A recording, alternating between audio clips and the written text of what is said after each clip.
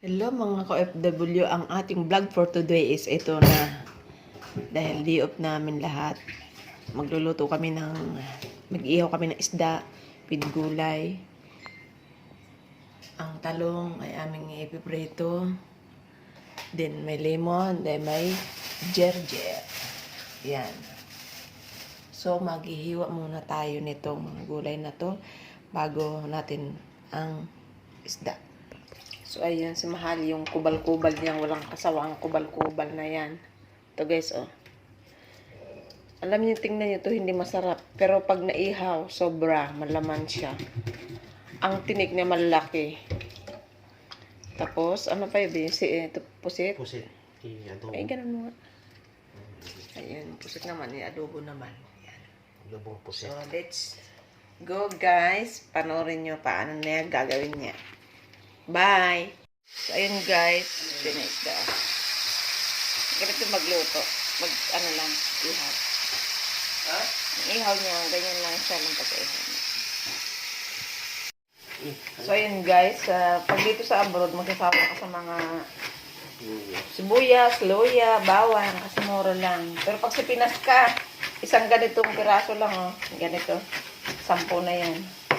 So, iba talaga dito. Ayan. Ito, parang gulay na. Pang ano yan, pang prito, pang ano sa pusit. Ang halot. Tingnan natin yung niluluto kung okay na ba. Ay, nakatakip pala.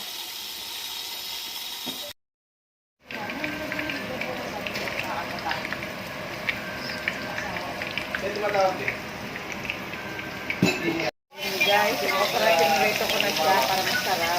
Yan. Para hindi siya madulas, guys. Yan. Yung talong. Ito na na kakain.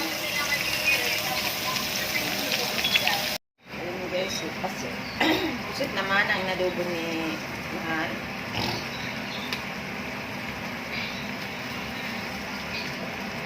Ang sarap, pusit. So, yun guys, ready na yung pagkain. Yan. Yung isda, yung kilawin. Yan. So, it's ready. It's eating time. Sarap. So, yun guys, natapos din ang aming kainan, no? Wala na yung mga kasama namin tapos na. So, ayan, suswal. Ako ang naiwan at si Mahal. Yan, tagaluto. Thank you, Bay.